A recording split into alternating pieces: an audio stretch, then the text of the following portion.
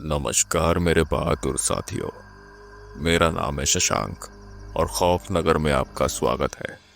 तो आइए चलते हैं हमारी आज की कहानी की ओर।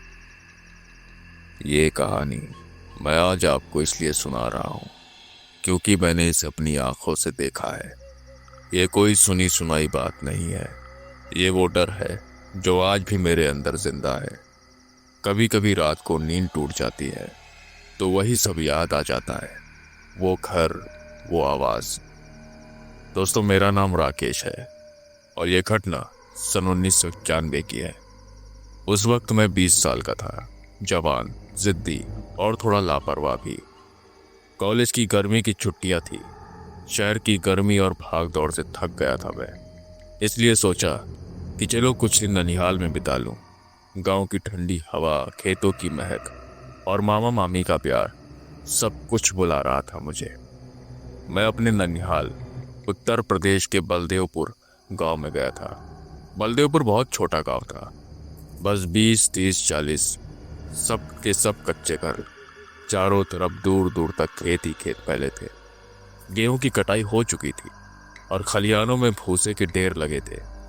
बीच बीच में आम और जामुन के पुराने पेड़ खड़े थे, जिनकी छाया में दोपहर का ठंडक मिल जाती थी।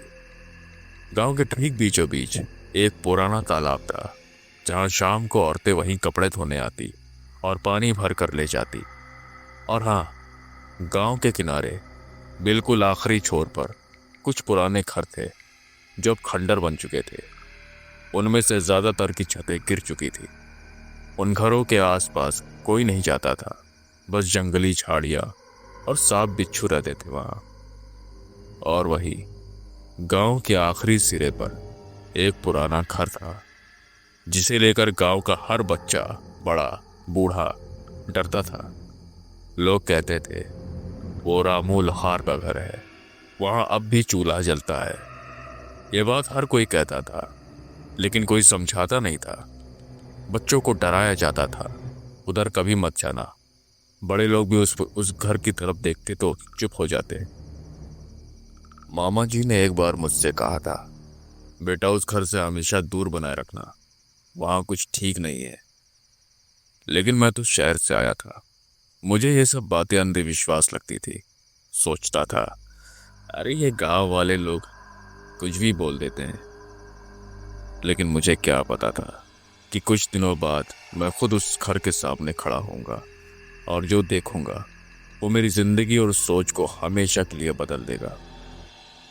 पहले दिन ही जब मैं गांव पहुंचा तो नानी ने चेतावनी दी, बेटा उस पुराने घर के पास मत जाना, शाम के बाद तो बिल्कुल भी नहीं। मैंने पूछा, क्यों नानी, वहां क्या है? तो उन्होंने कहा, वो घर 20 साल से बंद है और अब उस घर में प्रेतों का साया है। मुझे हंसी आ गई। मैंने सोचा ये सब पुराने लोगों का अंधविश्वास है, पर नानी के चेहरे पर जो डर था वो नकली नहीं लग रहा था। गांव की सुबह बहुत प्यारी थी, मुर्गों की बांग, बैलों की आवाज।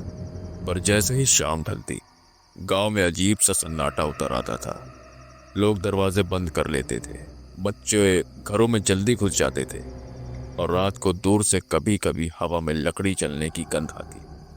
मुझे लगा किसी ने कहीं चूल्हा जलाया होगा, पर गांव वालों का कहना था वो खुशबू उसी घर से आती है। मैं बहुत जिद्दी था, हमेशा से ऐसा था। बचपन से ही मुझे किसी की बात माननी पसंद नहीं थी। शहर में रहकर मैं ये सोचने लगा था कि गांव वाले तो बस डरपोक होते हैं, अंधविश्वासी होते हैं, उन्हें हर चीज में भूत प्रेत दिखता है। और जब सबने मुझे रामू लोहार के घर को लेकर डराया तो मेरे अंदर और भी ज्यादा जिज्ञासा जाग गई। मैं सोचता रहता, अगर वहां सच में कुछ होता है तो लोग इतना डरते क्यों हैं? क्या होगा उस घर में? ये सवाल मेरे दिमाग में चलते रहते थे। एक रात की बात है, मैं अपने दोस्त सुदेश के साथ खेतों के रास्ते उस घर के पास ऐसे ही घूमने चला गया। सुदेश मेरा बचपन का दोस्त था, वो भी बलदेवपुर का ही था, लेकिन मुझसे ज्यादा समझदार था। उसने बहुत मना किया था, यार राकेश वहां मत जा, सच में कुछ गड़बड़ है उस जगह में, बड़े लोग ऐसे ही नहीं मना करते। लेकिन मैंने उसे भी अपनी बातों से मना लिया। कहा, अरे चलना, बस एक बार देख लेते हैं, दूर से ही देखेंगे, कुछ नहीं होगा। और आखिरकार वो मान ही गया। रात के करीब 10 बजे थे। चांदनी रात थी, लेकिन बादल थे, इसलिए रोशनी कभी आती तो कभी छिप जाती थी। हम दोनों अपने अपने घर से चुपके से निकले, खेतों के बीच की पगडंडी पर चलने लगे। चारों तरफ सन्नाटा था, बस दूर कहीं से सियार के चिल्लाने की आवाज आ रही थी और झींगरों की आवाज। हवा ठंडी थी, पर मेरे माथे पर पसीना था। ना जाने क्यों दिल तेज धड़क रहा था। करीब 15 मिनट चलने के बाद वो घर हमें नजर आया। वो घर अब आधा टूट चुका था। जितना पास हम जाते गए, वो घर उतना ही डरावना हमें लगता गया। अजीब सी नेगेटिविटी महसूस हो रही थी उस जगह पर। घर की दीवारें काली पड़ चुकी थी, जैसे किसी आग में झुलसी हो। दीवारों पर बेलें उगी थी, मोटी मोटी जड़ें जो पत्थरों को चीरती हुई बाहर निकल आई थी। और छत का एक हिस्सा अंदर की तरफ धंस चुका था। हालांकि घर का दरवाजा तो बंद था, लेकिन दरवाजे का कब्जा ऊपर नीचे हो चुका था। इस वजह से दरवाजे के बीच में काफी बड़ा गैप आ चुका था, जिसके कारण अंदर के कुछ हिस्से हमें साफ दिखाई दे रहे थे, लेकिन अंदर की तरफ सिर्फ काला अंधेरा दिख रहा था और कुछ भी नहीं। और हवा में मिट्टी और धुएं की महक थी। ये कुछ अजीब थी। मिट्टी की महक तो समझ आती है, लेकिन धुएं की महक इतनी रात को, जबकि गांव में सब सो चुके थे। कोई भी ऐसा नहीं था जिसके यहाँ इस वक्त खाना बन रहा हो। फिर ये धुएं की महक आ कहां से रही थी? सुदेश ने मेरा हाथ पकड़ा। उसकी आवाज कांप रही थी। राकेश, भाई चल यहाँ से, मुझे अच्छा नहीं लग रहा। पर मैं तो जैसे सम्मोहित हो चुका था। मेरे कदम आगे ही बढ़ते जा रहे थे। जैसे ही मैं पास पहुंचा, मेरे कदम वहीं रुक गए। घर के बिल्कुल सामने, दरवाजे से बस 5-7 कदम दूर। मेरी सांसें एक बारगी तेज हो गई। अंदर से हल्की खटर पटर की आवाजें आ रही थी। सच में किसी बर्तन के हिलने की आवाज थी, कुछ गिरने की, कुछ खिसकने की, जैसे कोई रसोई में काम कर रहा हो। मैंने सुदेश की तरफ देखा। वो पूरा सफेद पड़ चुका था। उसके हाथ पैर पूरी तरह से कांप रहे थे और एकदम साफ रोटी की महक। हाँ, रोटी सेकने की महक। गेहूं के आटे की, घी की, चूल्हे की गर्मी की, बिल्कुल ताजी रोटी, जैसे कोई अभी अभी तवे पर रोटी सेक रहा हो। इतनी रात को एक बंद बर्बाद घर में कोई रोटी कैसे सेक सकता है? सुदेश डरते हुए बोला, चल राकेश, वापस चलते हैं, ये जगह ठीक नहीं है। उसकी आवाज में गिड़गिड़ाहट थी। वो मेरा हाथ खींच रहा था पीछे की तरफ। भाई प्लीज चल यहाँ से, हमें यहाँ नहीं आना चाहिए था, चल वापस चलते हैं। पर मैं नहीं माना। मेरे अंदर कुछ था, शायद जिज्ञासा, शायद मूर्खता, या शायद अहंकार। मैंने कहा, अरे बस 1 मिनट, मैं जरा अंदर झांक कर देखता हूँ, कोई भिखारी होगा या शायद, या कोई बेघर आदमी। मैंने सुदेश का हाथ छुड़ाया और धीरे धीरे दरवाजे की तरफ बढ़ा। मैंने दरवाजे के एक छोटे छेद से झांका। दरवाजे की लकड़ी में एक बड़ी सी दरार थी। मैंने अपनी आंख उस दरार के पास ले जाकर अंदर देखने की कोशिश की। पहले तो कुछ दिखा नहीं। अंदर अंधेरा था, घना काला अंधेरा। पर एक जगह हल्की सी लौ टिमटिमा रही थी, जैसे किसी ने चूल्हा जलाया हो। हाँ, बिल्कुल बीच में जमीन के पास एक नारंगी पीली लौ चल रही थी, धीमी धीमी हिलती हुई, जैसे दिया जलता है हवा में। उसकी रोशनी से आसपास की दीवारें थोड़ी थोड़ी दिख रही थी, टूटी फूटी काली दीवारें। मेरा दिल जोरों से धड़कने लगा, इतनी जोर से कि मुझे लगा कि मेरी छाती अभी फट जाएगी। मेरी हथेलियां पसीने से भीग गई थी। पर मैं वहीं खड़ा रहा, आंख लगाए अंदर देखता रहा। मैंने देखा कोई झुका हुआ इंसान चूल्हे के पास कुछ कर रहा था। हाँ, एक आकृति थी इंसान जैसी, वो चूल्हे के सामने झुकी हुई थी। धीरे धीरे हाथ हिला रही थी, जैसे कोई रोटी बेल रहा हो या चूल्हे में लकड़ी डाल रहा हो। उसके बाल बिखरे थे, देखने में कोई बहुत ही बूढ़ा इंसान। मैं अंदाजा लगा सकता था ये एक औरत थी शायद। लंबे लंबे बाल, खुले हुए, पीठ पे बिखरे, साड़ी पुरानी लग रही थी, फटी सी, मैली। उसकी पीठ मेरे तरफ थी, वो हिल रही थी धीरे धीरे। मुझे लगा शायद कोई गांव का बेघर आदमी या अंदर आ गया होगा। मैंने खुद को समझाने की कोशिश की। हाँ, शायद कोई पागल औरत होगी या कोई भिखारिन रात को यहां आकर छुप गई होगी, मैंने खुद से कहा। मैंने हिम्मत करके आवाज दी, कौन है अंदर? मेरी आवाज कांप रही थी, लेकिन मैंने जोर से बोला, कौन है वहां, बाहर आओ। सन्नाटा, कोई जवाब नहीं, बस वो खटर पटर की आवाज बंद हो गई। उस पल वो लौ बुझ गई, एकदम से, जैसे किसी ने फूंक मारकर बुझा दिया हो। चूल्हे की वो नारंगी लौ गायब। पूरा घर अंधेरे में डूब गया, इतना गहरा अंधेरा कि मुझे अपना हाथ भी नहीं दिख रहा था। मेरी सांसें रुक गई, मैं वहीं जम गया। और तभी पीछे से हवा चली, एकदम तेज ठंडी हवा, इतनी ठंडी कि मेरी हड्डी में सिरहन दौड़ गई। ऐसा लगा जैसे किसी ने बर्फ का टुकड़ा मेरी गर्दन पर रख दिया हो। दरवाजे अपने आप हल्की आवाज के साथ थोड़े खुल गए, जैसे वो चीज चाह रही हो कि मैं अंदर जाऊं। मेरा दिल धड़कना बंद हो गया, मेरे पैर वहीं जम गए, मुंह से आवाज तक नहीं निकल रही थी। हम दोनों डर के मारे भाग खड़े हुए। सुदेश ने मेरा हाथ खींचा और चिल्लाया, भाग राकेश, भाग! और हम दोनों पागलों की तरह भागे, खेतों के बीच से पगडंडी पर। मैं पीछे मुड़कर भी नहीं देख रहा था, बस भाग रहा था। सांसें फूल रही थी, पैर लड़खड़ा रहे थे, पर हम रुके नहीं।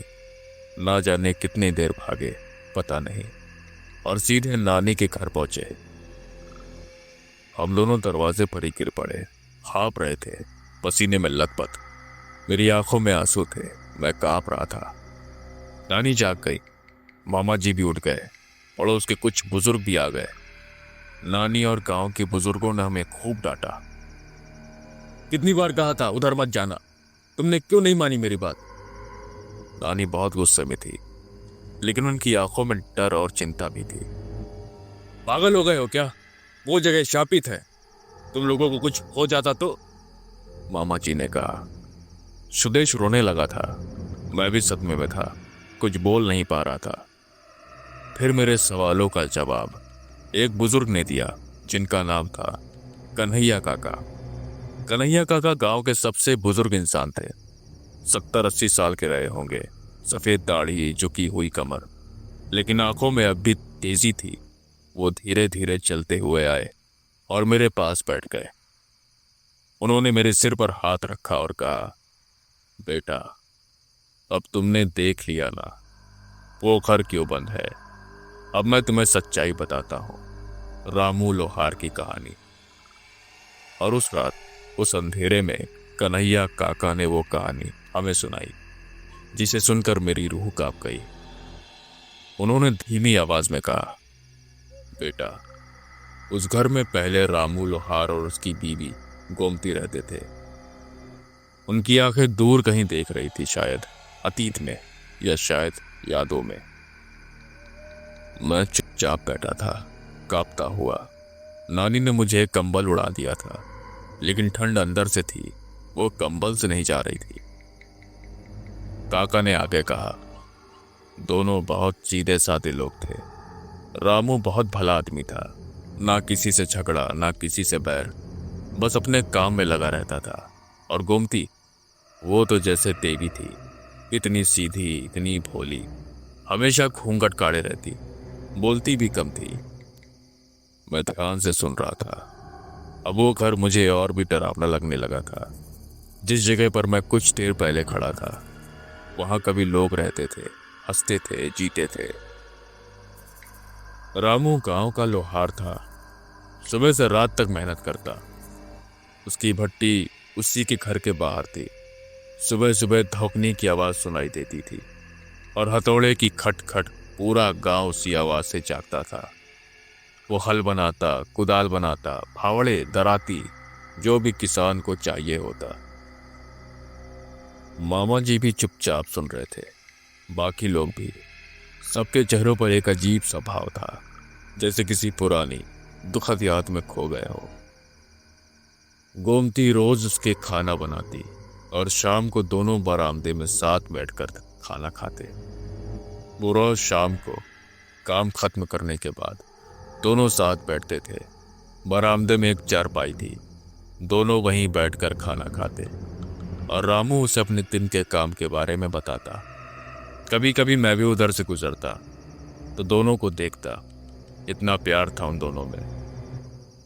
मेरे दिल में कुछ टीसा, इतने प्यार से रहने वाले लोग, फिर उनके साथ क्या हुआ होगा। पूरा गांव उनकी जोड़ी की मिसाल देता था। हाँ बेटा, लोग कहते थे देखो रामू और गोमती को, ऐसा रहना चाहिए पति पत्नी को, ना कभी कोई लड़ाई, ना कभी कोई शिकायत। काका फिर चुप हो गए। उनकी सांसें गहरी हो गई थी। मुझे लग रहा था जैसे वो कुछ भारी याद कर रहे हो, कुछ दर्दनाक। फिर उन्होंने आगे कहा, एक दिन खेत में काम करते वक्त रामू को सांप ने काट लिया। मेरा दिल बैठ गया। मैंने पूछा, कैसे काका? फिर काका ने जवाब दिया, वो खेत में किसी किसान की फसल काटने का औजार ठीक करने आया था। दोपहर का वक्त था, गर्मी बहुत थी। उसने औजार उठाया तो उसके नीचे एक नाग निकला, काले रंग का बड़ा सांप। उसने रामू के हाथ में काट लिया।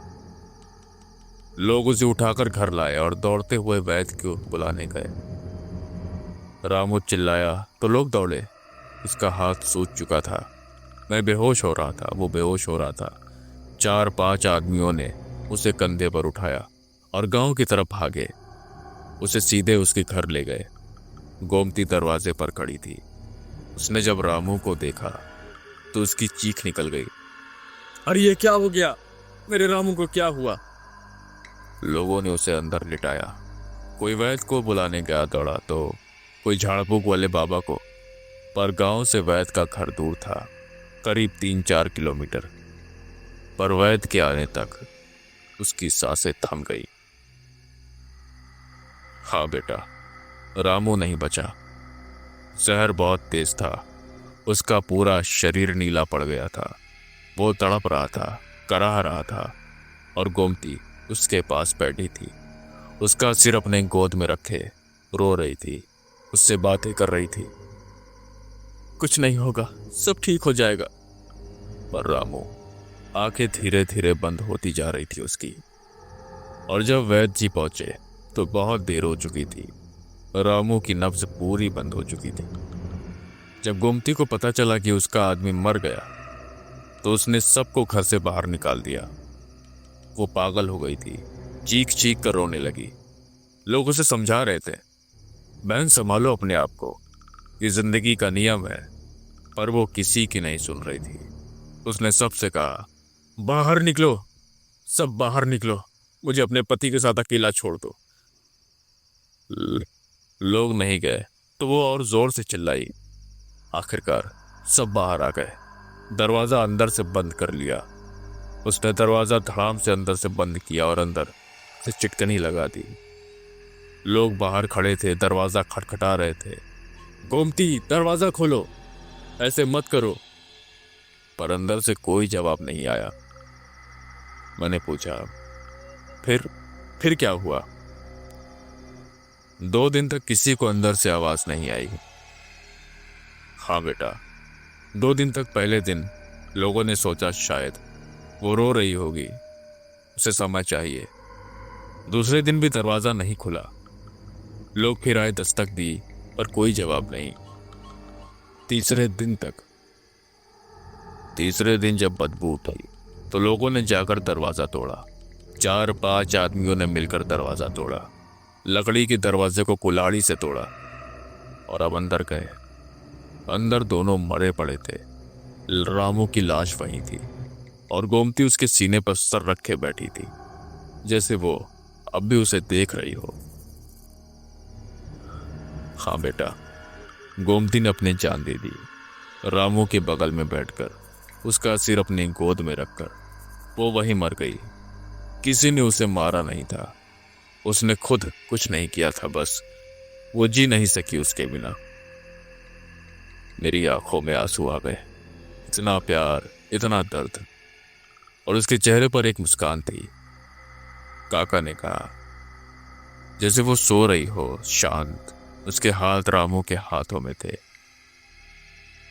उसके बाद गांव वालों ने दोनों की चिता एक साथ जलाई। उनका घर हमेशा के लिए बंद कर दिया। लोग कह रहे थे, जिन्होंने जीते जी साथ नहीं छोड़ा, उन्हें मरने के बाद भी अलग नहीं करना चाहिए। और उसके बाद उस घर का दरवाजा बंद कर दिया गया। किसी ने वहां रहने की हिम्मत नहीं की। उस दिन से लेकर आज तक हर रात उस घर में चूल्हा जलता है। मेरी सांसें रुक गई, क्योंकि मैंने जो देखा था वो सच था। काका ने मेरी तरफ देखा। तुमने आज जो देखा वो कोई भ्रम नहीं था, वो सच है। हर रात जब अंधेरा होता है, उस घर में चूल्हा जलता है। लोग धुआं देखते हैं, रोटी सेकने की महक भी आती है। लोग कहते हैं गोमती आज भी अपने पति के लिए खाना बनाती है। गोमती मरी नहीं, वो अभी भी वहां है। उसकी आत्मा वहीं रह गई। वो आज भी हर रात चूल्हा जलाती है, रोटी बनाती है अपने रामू के लिए। जिस तरह जिंदगी में करती थी, वैसे ही मरने के बाद भी कर रही है। काका ने कहा, कई लोगों ने कोशिश की। कुछ जवान लड़के जो नहीं मानते थे, वो रात को गए और अगली सुबह बुखार में तप रहे थे। 2-3 दिन तक बिस्तर से नहीं उठ सके। कोई तो महीनों बीमार रहा। एक बार गांव के सरपंच ने सोचा कि एक चक्कर खत्म किया जाए। उन्होंने 3-4 आदमियों को साथ लिया। दिन में उस घर में गए, चूल्हे को तोड़कर मिट्टी से भर दिया, दरवाजे को ताला लगा दिया। पर उस रात फिर धुआं उठा, फिर रोटी की महक आई। जब अगली सुबह गए तो चूल्हा वापस वैसे का वैसा ही था, जैसे कुछ हुआ ही नहीं। फिर नानी ने अपना घूंघट सही करते हुए कहा, इसीलिए तो हम तुम्हें मना कर रहे थे राकेश। वो जगह इंसानों के लिए नहीं है। वहां एक आत्मा रहती है जो अपने प्यार में बंधी हुई है। मुझे अब डर लगने लगा था। सच में मेरे हाथ पैर ठंडे हो गए थे। मैं समझ गया था कि मैंने क्या देखा था। मैंने गोमती को देखा था, उसे जो आज भी अपने पति के लिए खाना बना रही है। पर मेरे मन में एक सवाल था, क्या सच में आत्मा चूल्हा जला सकती है? मैंने हिम्मत करके पूछा, पर काका ये कैसे हो सकता है? मतलब आत्मा वो कैसे आग जला सकती है, रोटी कैसे बना सकती है? तो काका ने मुझे गहराई से देखा, फिर धीरे से बोले, बेटा, इस दुनिया में कुछ है जो हम नहीं जान समझ सकते। प्यार, सच्चा प्यार, वो मौत से भी ताकतवर होता है। गोमती का प्यार इतना गहरा था कि उसकी आत्मा रामू को छोड़कर नहीं जा सकी। वो आज भी वहां है। और जब प्यार इतना गहरा हो तो आत्मा भी इस दुनिया को छू सकती है। उन्होंने मेरे कंधे पर हाथ रखा। तुमने जो देखा वो सच था, और अब तुम जानते हो उस घर में कौन रहता है। इसलिए फिर कभी उधर मत जाना। गोमती किसी को नुकसान नहीं पहुंचाना चाहती, पर वो चाहती है कि उसे अकेला छोड़ दिया जाए, उसे अपने पति के साथ शांति से रहने दिया जाए। मैंने सिर हिलाया। अब मुझे कोई शक नहीं था। अब मैं कभी उस घर के पास नहीं जाने वाला था। लेकिन 3 दिन बाद अमावस्या की रात थी। चारों तरफ अंधेरा, हवा में ठंडक और सन्नाटा। सुदेश ने मुझे फिर उठाया। चल आज देखते हैं सच में चूल्हा जलता है या नहीं। हम दोनों टॉर्च लेकर निकले। रास्ता पूरा वीरान था। जब हम उस घर के करीब पहुंचे तो हवा में भुनी रोटी और लकड़ी के जलने की महक तैर रही थी। टॉर्च की रोशनी दीवारों पर डाली, सब सूखा, पर खिड़की के भीतर से लाल पीली रोशनी झलक रही थी। मैंने धीरे से खिड़की के पास जाकर झांका।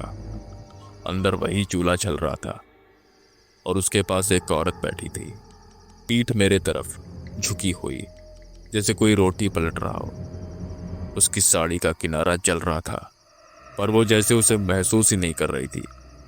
मैंने कांपती आवाज में कहा, कौन है वहां? फिर वो औरत धीरे धीरे पीछे मुड़ी, लेकिन जैसे ही मैं उसका चेहरा देख पाता, टॉर्च अचानक बंद हो गया। अचानक पूरे कमरे में धुआं का गुबार उठा और एक गर्म हवा मेरे चेहरे से आकर टकराई। मैं और सुदेश चीखते हुए भागे। हम पीछे मुड़कर नहीं देख पाए। सुबह जब आँख खुली तो बुखार में पूरा बदन चल रहा था। नानी माथे पर पानी रख रही थी। उन्होंने कुछ पूछा, बस कहा था ना बेटा वहां मत जाना। गांव वाले बोले कि रात को उन्होंने उस घर से फिर से धुएं की लहरें उठती देखी थी, पर किसी ने हिम्मत नहीं की वहां जाने की। खैर, समय बीत गया। मैं शहर लौट आया, अपने घर। पढ़ाई खत्म की, नौकरी की, लेकिन वो रात, वो गंध, वो आवाज सब आज तक दिमाग में है। 3 साल बाद 2021 में जब मैं फिर बलदेवपुर गया तो वो घर अब पूरी तरह ढह चुका है। कभी कभी मैं सोचता हूँ, क्या वो सच में चुड़ैल थी या बस एक अधूरी आत्मा जो अपनी जिम्मेदारी पूरी करने की कोशिश में भटक रही है। तो दोस्तों, आज की कहानी में बस इतना ही। अगर आपको ये कहानी पसंद आई हो तो इस वीडियो को लाइक और चैनल को सब्सक्राइब ज़रूर करें और आपकी राय हमें कमेंट में ज़रूर दें। तो मिलते हैं आपसे अगली कहानी में। तब तक अपना ख्याल रखें और सुरक्षित रहें। नमस्कार।